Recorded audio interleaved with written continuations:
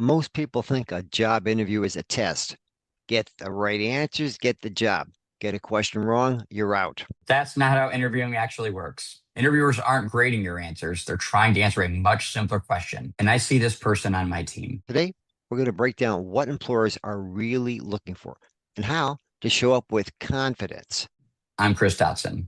And I'm Tom Borg. Welcome back to Building Your Career Blueprint, the podcast for college students and recent graduates who want to launch their careers with intention, confidence, and a real plan. And if you're a parent listening, maybe you forward this to your son or daughter, or maybe you're listening together. This episode is for you too. We know that launching a career is often a family effort. Parents want to help and students want to succeed. We're going to speak to both of you today. In our last episode, we talked about networking, how to build relationships that open doors. Today, we're going to take it a step further.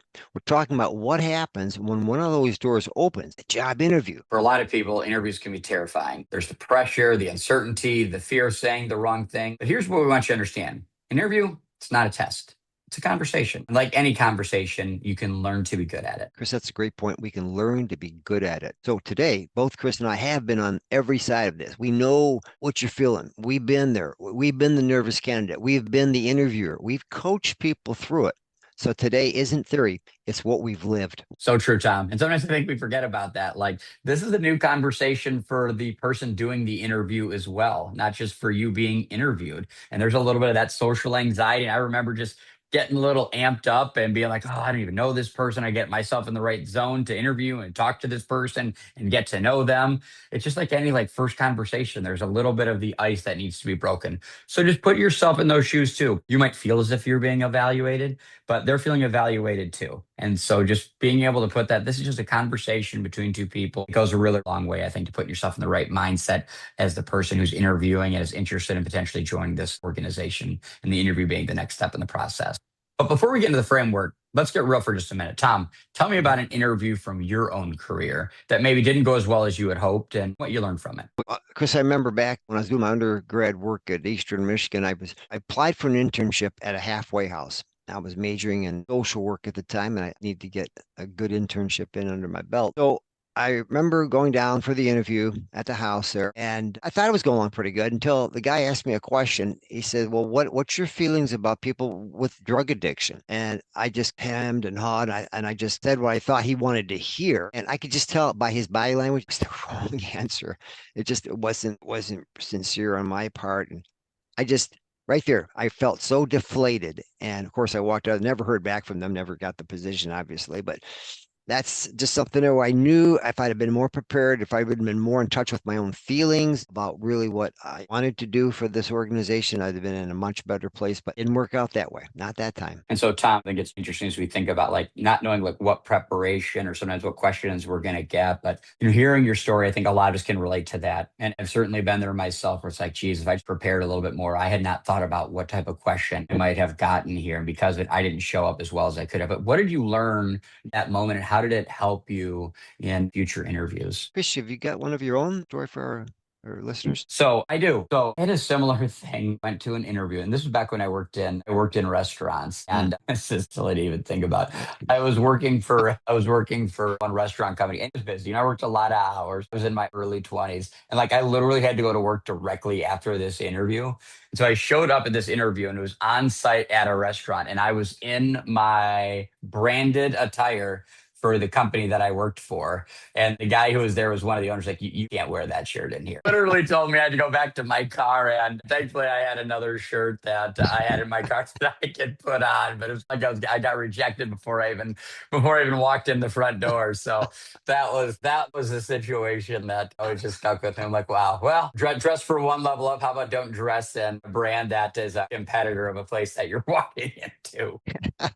And that's the thing, Chris. Everybody has these stories. If we're honest, we all have these stories. Every successful person you've ever met has bombed an interview, at least one or two or five or 10, somewhere along the way. So, Tom, I don't know if you heard my previous question before I shared my story, but I was just curious, when you think about that moment where you weren't as prepared as maybe you could have been, what is something that you really learned from that? And how did you apply that to future interviews? I think a couple of things. One, I learned that don't apply for something your heart's not in. Okay. If you don't really believe it, don't be just for the sake of getting a job because you need a job. Don't do that. Okay. Second thing I learned is that you got to be prepared. Of course, I didn't know this at the time, but if I'd have thought about it, if I researched that organization more, if I would have looked into maybe talked to other people, maybe a professor, he could give me some insights on the type of places I should be applying to.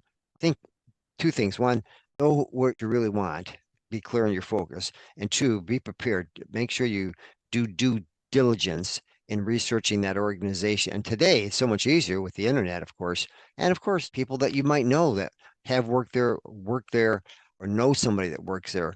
These are all ways that we can be better prepared. So that's what I would have done. Love that. Be clear on your focus. I think that's Hmm. really important. Being clear about what your purpose is and what you're really looking for. And is this truly aligned with the type of work and the type of organization that I want? I think that's something that's really powerful. And sometimes what we find with career professionals is they get started in something and they Hmm. find this isn't quite right and they need to pivot. Or worse, they're doing well enough and making a decent enough income and they just stick with it and they get caught up in that sunk cost fallacy. So that's one of the things that we think about with this program too, is like, let's make sure that we're choosing work that aligns with what our purpose is, what our values are, and that allows me to use my strengths. And so it's really important. So if you could launch and have that to start your career, really powerful to have that at your disposal. And the other thing I think you said there, Tom, was the due diligence piece, doing that homework at a time, and really just anticipating and knowing what types of questions you're going to hear, but also doing your Hmm. homework on the company we're going to get into. One of the big things I just want to touch on here before I throw it back to you is just, hey,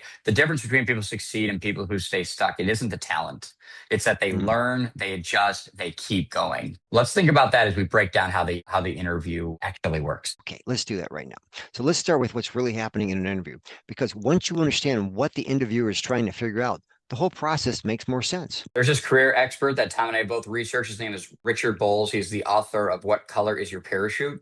He identified 5 questions that every interview is trying to answer, whether they ask it directly or not. So here's what those 5 are. Number 1, why are you here? Number 2, what can you do for us? Number 3, what person are you? Number 4, what makes you different from other candidates? Number 5, can we afford you? 5 questions. Every interview question you'll ever be asked is really about getting to the core of one of these 5. That's right, Chris.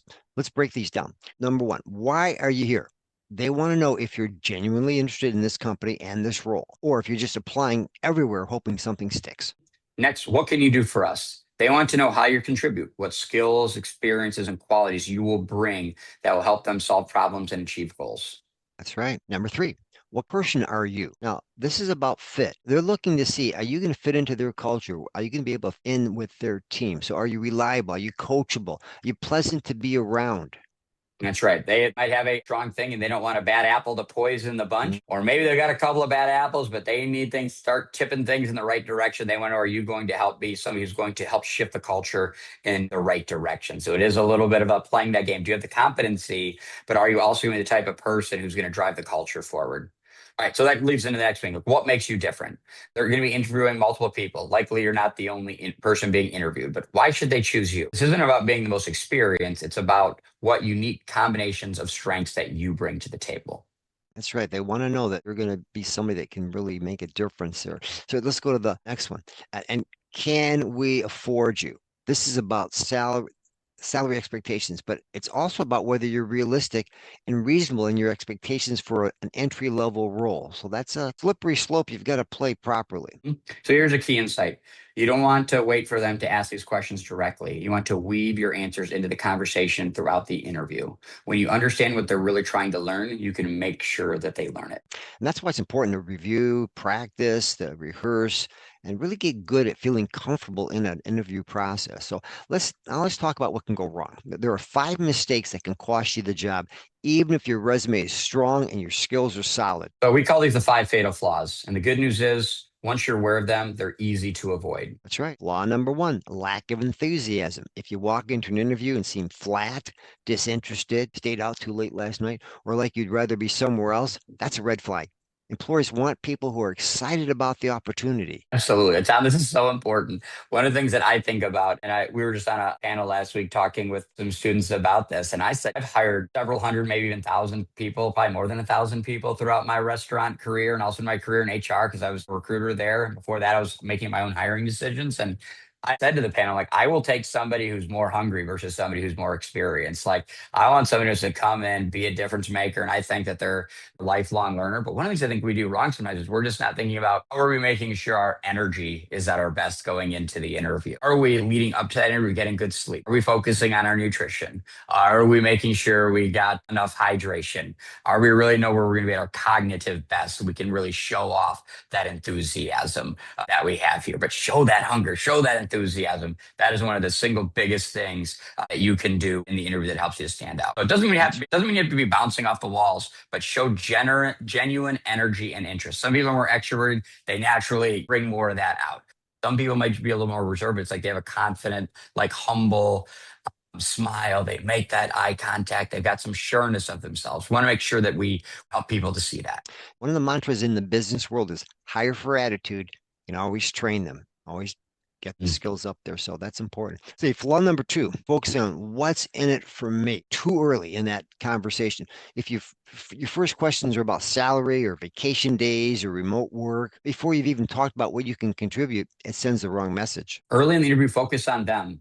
And when I say them, I do mean the person who's interviewing you. Get to know them a little bit as a person, what they like about working there, but also what can you contribute to the organization, to the company? What value can you add? Save the questions about benefits and compensation for later in the process, or even honestly, until after you have an offer. If this is a company you're interested in, worry about money later. I often think about, and I advise earlier career people, like, who cares if you make a little bit less? Like, you want to work for a great organization, great culture, great leadership that's going to help support your development along the way. That's more important than exactly what salary they're going to pay you. Exactly. How about this? Flaw number three, unclear goals.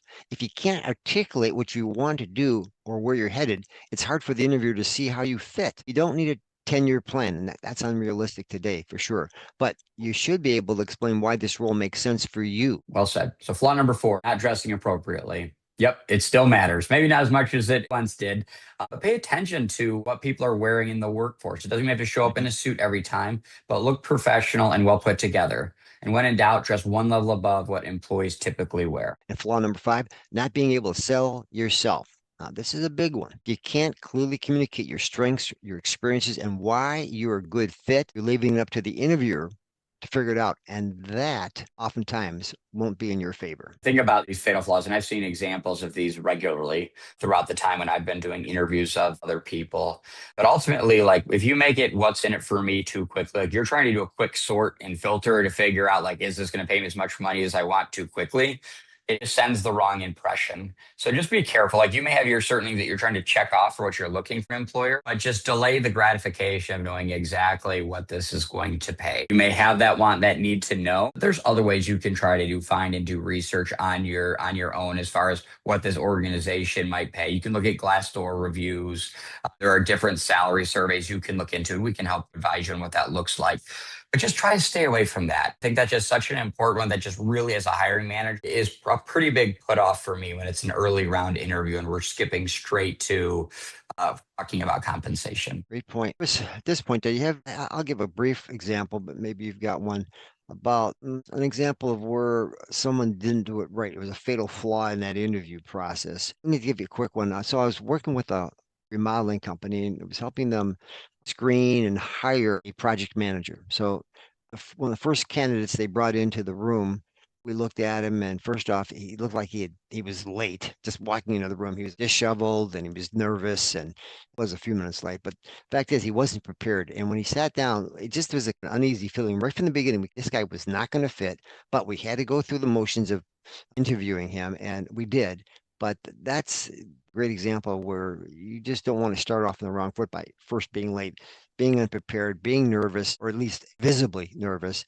It just doomed that guy right from the beginning. That was one example I had. That's a good example. And I think we've all been there to a point where we've got our nerves get the best of us. A little bit of Mhm. fight or flight gets triggered into us. And it's new. It's an uncomfortable situation. You haven't gone through many of these interviews. So it is one of those things where you got to put yourself in it. And you may not do well in some interviews, but you get better by continuing to show up. And I think your story matters, Tom. Like, sometimes pretty quickly whether or not this is going to be somebody you're going to consider hiring. You can That's right. tell pretty quickly. And a lot of people will tell in the first 5 minutes of an interview, fair or unfair. Now, I've been in ones where Mhm. people have started off slow and then they've rebounded. It's like, okay, we're seeing a little bit more to this person. They're seeing a little more potential. I might consider moving this person to the next round. So I don't want you to think like if you answer the first question, the first couple questions don't go according to plan, or the nerves are getting, but then you like get into your flow a little bit, you can recover from that. But I also think it's Mhm. important employers who might be listening. And when I was managing the recruiting function and I would coach hiring managers, I do think it's important to say we do owe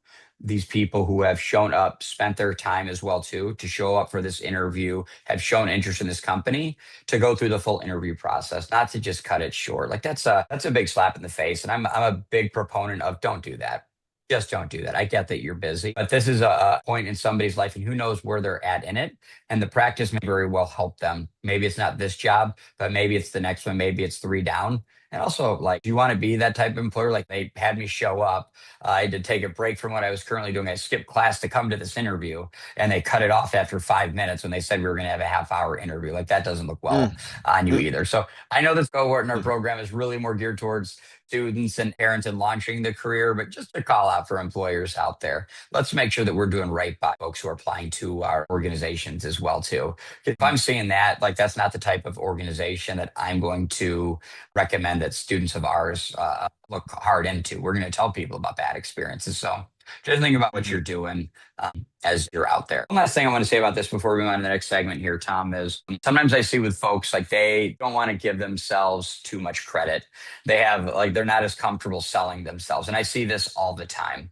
A lot of people struggle most with the influencing or the selling strengths. And so they have a harder time thinking about their contributions. They'd rather put the contributions on like, oh, the team did this, the group project that I worked on, we did this. And it's good to have that we mentality. I do want to say that. But also it's like we need to learn to talk about what are the contributions that I personally made. Because if Mhm. you just stick in the background, your ideas aren't going to get heard as well. You're not going to get noticed as much. And that's not just going to affect you in the interview. That's going to affect you when you get into the job as well, too. You're just going to fly under the radar. And unless if your goal is just to fly under the radar, that's fine. But if you're a career ambitious person, you got to be willing to get yourself out there a little more. And so being able to interview well is also a skill that's going to help you to influence throughout your career as well. That's right. Selling's not about bragging. It's not bragging. It just means being confident and understanding what you bring to the table.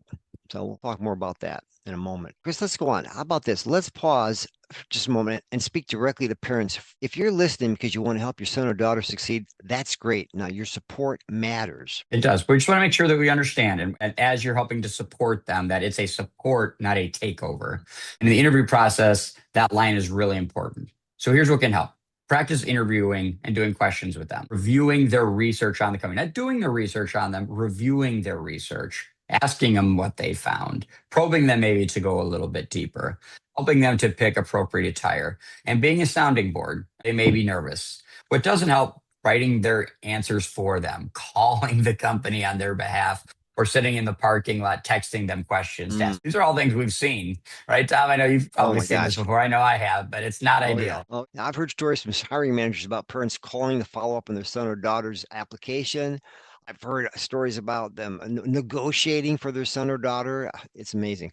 That's a red flag. So it does signal that the candidate isn't independent or ready for that workplace. The best thing you can do is help them prepare and then trust them to execute. Let them own the process, let them learn. That's how they're going to build confidence. They're going to stumble a little bit. That's okay. They're going to get better that way. That's right. If they don't get the job, like you say, Chris, it's okay. It's a learning experience. Help them debrief, learn from it, move forward. Rejection is part of the process, and learning to handle it professionally is a skill they'll use for the rest of their career. So parents, stay involved, stay in the background. Your role is coach, not player. Let's talk about preparing for the interview because confidence in an interview doesn't come from solely from positive thinking. It also comes from really being ready. That's right. Let's look at the steps. Step one, research the company. Go beyond the home page. Read their about page, their recent news, their blog, if they have one. Look at their LinkedIn page. Understand their mission, their culture, and what's happening in their industry. Go on Glassdoor, review the company. But the idea is to do your research. Yep. So when you reference something specific in the interview, like, hey, I just saw you launched a new product line, or hey, I read about your community initiative, it shows you've done your homework. You're not just showing up, and that really is going to stand out. That's right. Step two, review the job description carefully.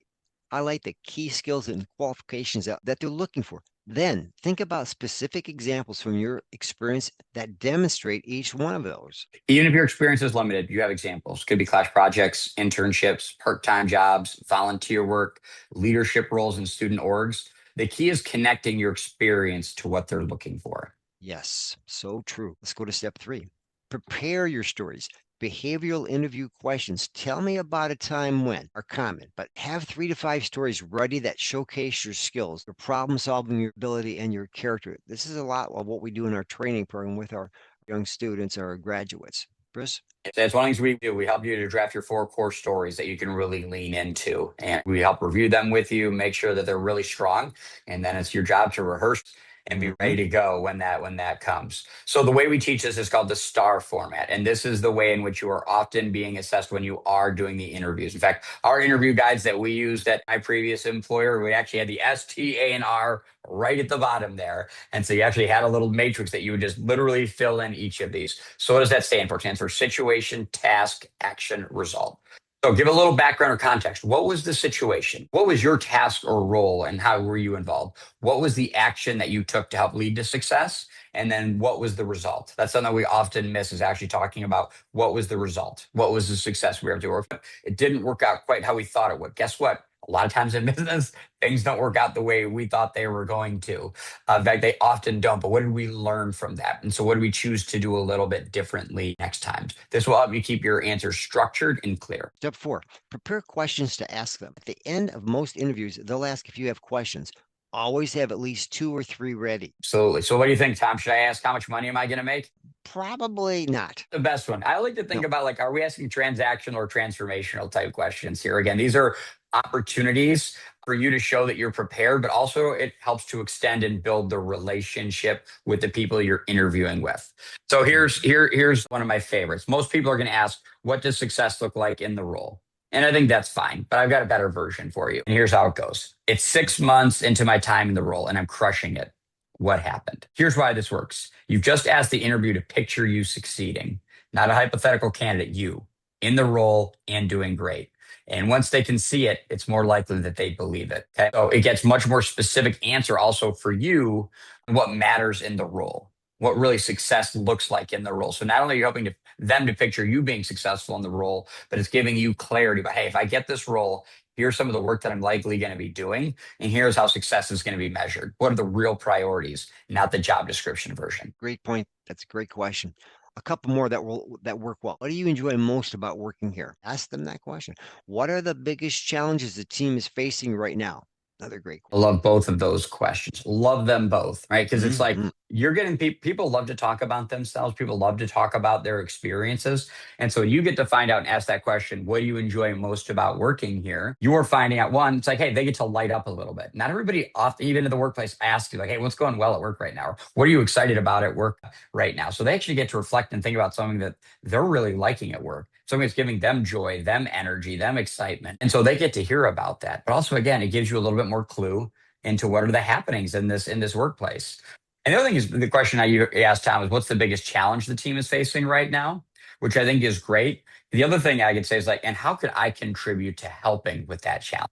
So it's like a phase 2 to that question. It's like if I end up in this role, how can I help this team to solve that problem? So again, these are ones where again you're helping to picture them, you're getting it, and you're getting more of a picture of what it's like to work there, and you're giving that other person a voice in the process versus them just asking you a question and then them just having to listen to you give answers for 2, 3, 4 minutes at a time. Now they're getting a chance to really get to share a little bit of their know-how. Just to sum up here, avoid asking those questions that could easily be answered by looking at the website and save those compensation questions for later rounds or after you have an offer. Okay, so let's walk through some of the most common interview questions and how to approach them. One, tell me about yourself. This is often a kickoff question.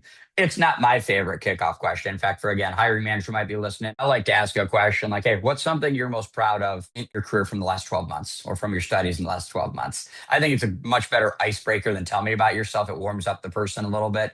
The goal here is to hire the best person for the job, not the best person at interviewing. And so a question like that helps to break the ice a little bit more intentionally. But I digress. So the tell me about yourself question, good chance you're going to get one of the questions. Don't start with where you were born. Start with your education, mention relevant experience, and connect it to why you're excited about this role. Yeah, I'm studying business. I've got to focus in marketing. I've been doing a lot of research and I've seen some of the really interesting, exciting, innovative things that you're doing. Here's an example about this. And here's how I think maybe based on what I've learned in my studies, I can help apply that, what I've learned here, but how I think I might be able to grow and continue to shape myself as a professional here. Okay. That's just a small example. You can obviously fill in some of the details, but just a quick 60, 90 seconds to get things rolling. So here's another one. Why do you want to work here?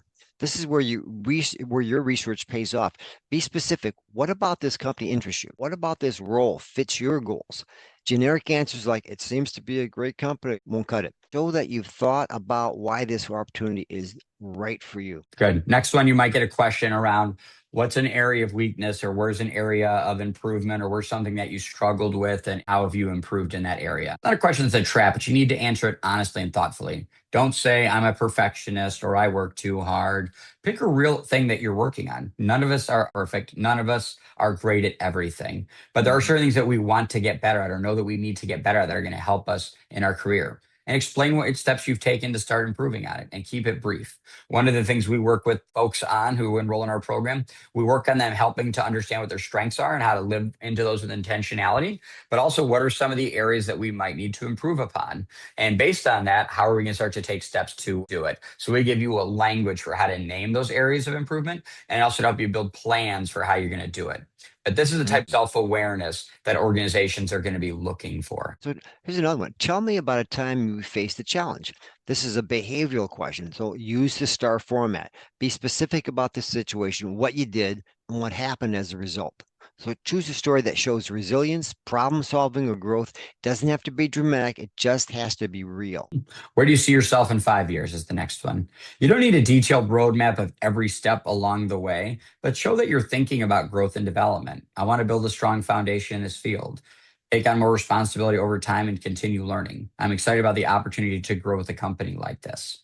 Do you have any questions for us? That's always a good one. We covered this earlier, but it's worth repeating. Always have questions. It shows engagement and genuine interest. That's great, Tom. All right. So, how do we show up with confidence? So, that's going to be our next segment here because how you show up matters as much as what you say. Confidence isn't about being the loudest or most polished person in the room. It's about being comfortable with who you are and what you bring to the table. Here's a few practical tips. One, arrive early. Usually aim for 15 to 20 minutes early. It's ideal.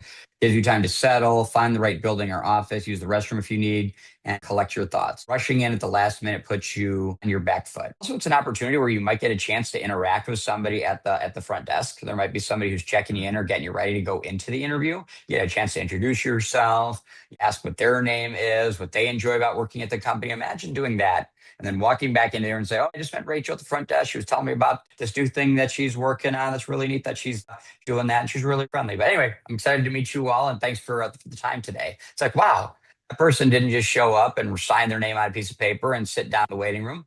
They engaged here. So that's just another plus one tip to consider. Next, just appropriately. When you look professional, you feel more confident. Lay out your clothes the night before so there's no stress in the morning. Bring copies of your resume. Even if they have it digitally, having a physical copy shows you're prepared. And I like to do it on cardstock.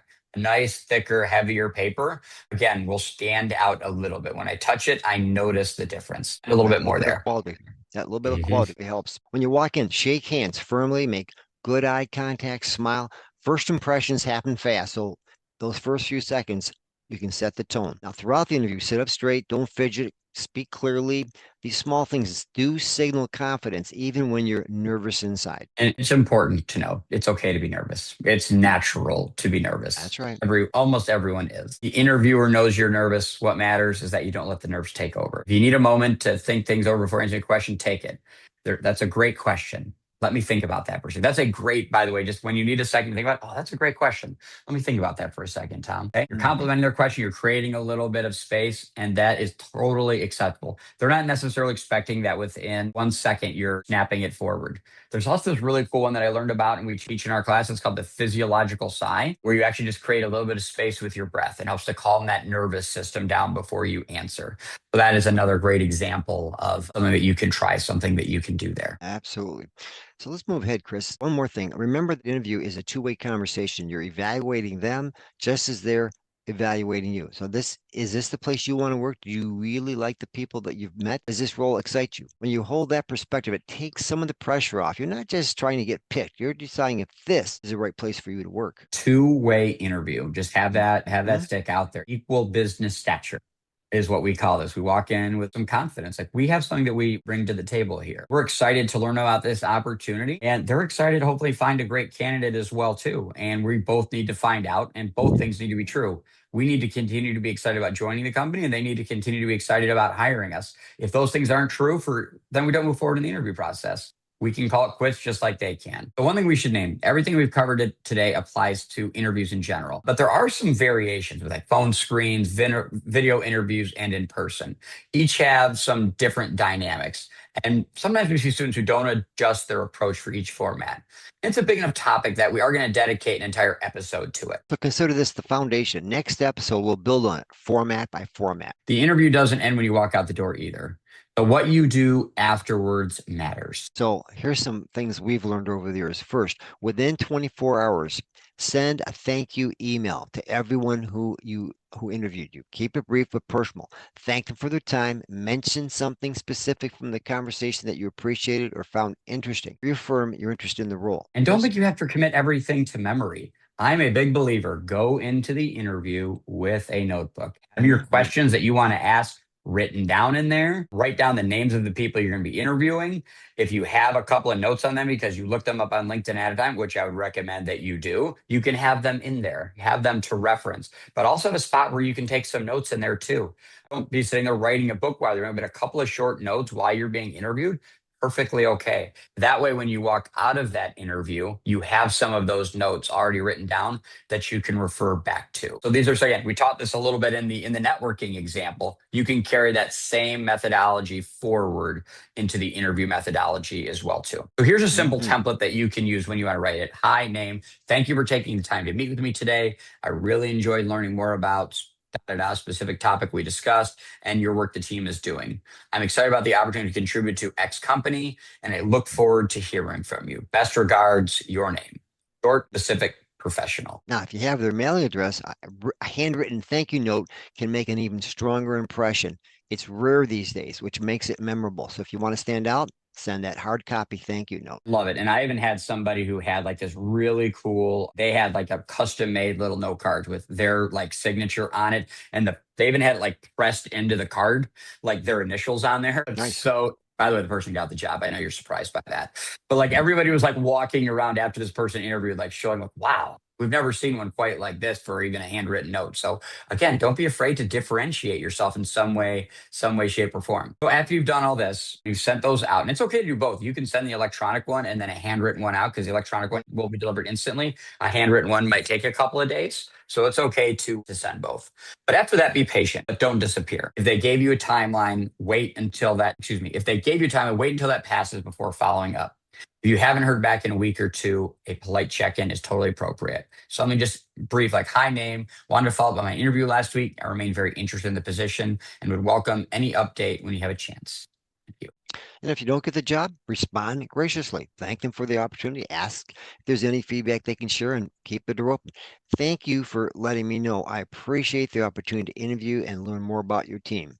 If you have any feedback that can help me in my future interviews, I'd be grateful to hear about it. I hope we can stay in touch. So that's just a good way to get that message across. You never know when another opportunity might open up or when that interviewer might move to a different company and remember you. That's right. If you left a good, lasting impression, and I'm telling you, there's these things called applicant tracking systems. If you're not familiar with them, they keep a historical record of everybody who's applied to every position. And as a recruiter, sometimes I will go back through for a position that we had posted before for the same or a similar role and look back through who applied before and what notes we had. And sometimes these notes come through the system and are saved there. And we might even have some notes in there that help us say somebody we might want to talk to in the future. So just think about that. I've actually seen that happen with an HR business partner role with my previous position. She didn't get the role when we hired for it, but 18 months later, we're hiring for it again. She got the role. She got the role as a business partner. So it can absolutely happen. So just keep that in mind. Even if it's not today, maybe it's a no right now, but maybe it's a yes in the future. So just a final word for our students and parents out there who are listening before we close. For students, it's okay to feel nervous. Natural, It's normal. The goal isn't to eliminate the nerves. It's to be prepared enough that you can perform despite them. Preparation builds confidence. Do the work and you'll walk in ready. For parents, your support matters more than be the person who helps them practice, encourages them when they're doubting themselves, and helps them learn from setbacks. Let them own the process. That's how they grow. Remember, every interview is practice. Even if you don't get this job, you're getting better for the next one. The skills you're building now will serve you for the rest of your career. Here's your action step for this week. Pick one of the common interview questions we discussed. Tell me about yourself. Why do you want to work here? Tell me about a time you faced a challenge. Write out your answer. It's okay to write it out. Just write it down on paper. Journal it. Then practice saying it out loud. Do it in front of the mirror. Do it in front of your parents. Do it in front of your friends. Aim to try to keep it in 60 to 90 seconds.